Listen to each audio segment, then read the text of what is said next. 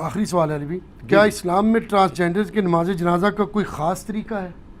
Transgenders کے نماز جنازہ کا کوئی خاص طریقہ نہیں ہے، لیکن یہ بات حقیقت ہے کہ آپ نے ہجڑوں کا یا مخنثین کا یا ٹرانسجینڈرز کا عموماً جنازہ ہوتے ہوئے دیکھا نہیں ہوگا۔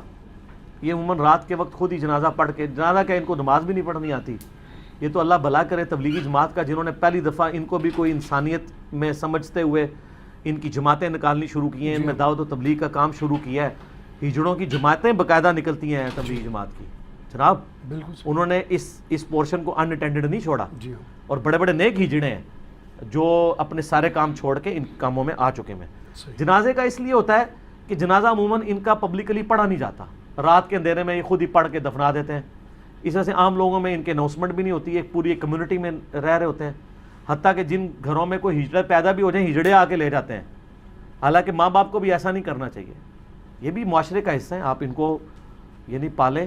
ظاہر اللہ نے دیکھیں ایک طرف اگر اللہ آپ کو ہجڑا دے دے، اس کے بدلے میں آپ کو ایک پیرلل بچہ مل جائے، پیرلائز ہوا ہو، فالج گرا ہوا ہو، تو دونوں میں سے کس کی پرورش کرنا آسان ہے؟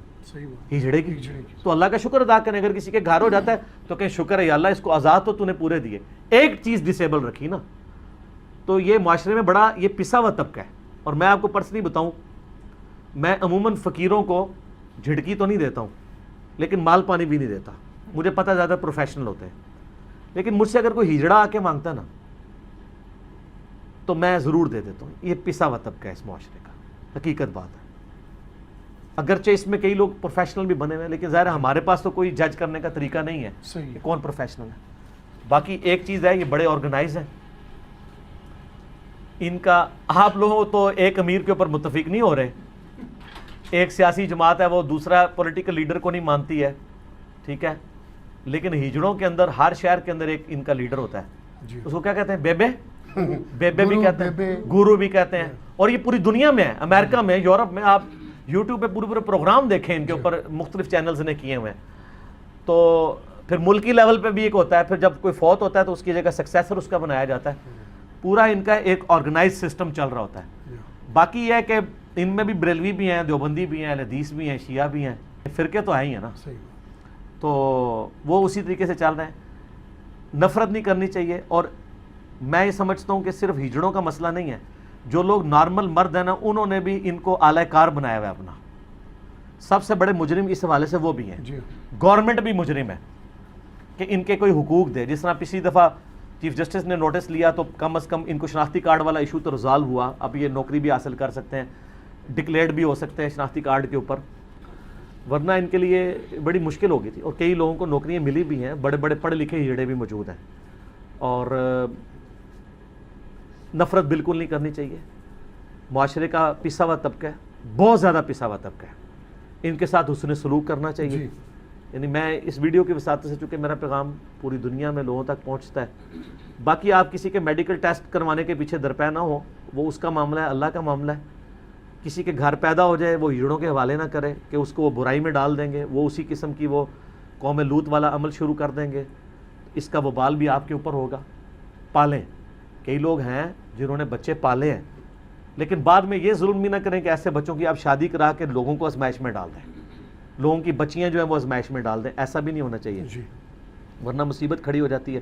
اور اگر کوئی اس سے پہلے کر چکا ہے تو فوراً سے پہلے تنسیخ نکاح کروائیں، خلا یا طلاق والا معاملہ کر کے ایسے لوگوں کو علیحدہ کریں، یہ ظلم ہے عورت کے ساتھ۔ پھر ایسے لوگوں کی بیویاں پھر وہ ناجائز طریقوں میں انوالو ہو جاتی ہیں، معاشرے کے لیے پھر ایسے لوگ ناسور بن جاتے ہیں۔ لیکن یہ سب کی سب چیزیں ظاہر ہے ہم تو صرف اصلاحی بیان کر سکتے ہیں، حکومت کا کام ہے کہ حکومتی لیول کے اوپر ان ایشوز کو ریزالو کیا جائے، جس طرح پچھلی دفعہ یعنی سپریم کورٹ نے ڈیسیژن کر کے کم از کم ان کی آئیڈینٹی والا معاملہ تو شناختی کارڈ والا حل کیا، باقی سارے ان کے حقوق کے حوالے سے بھی گورنمنٹ کو این جی اوز کو ساتھ ملا کے ان ایشوز کے اوپر کام کرنا چاہیے۔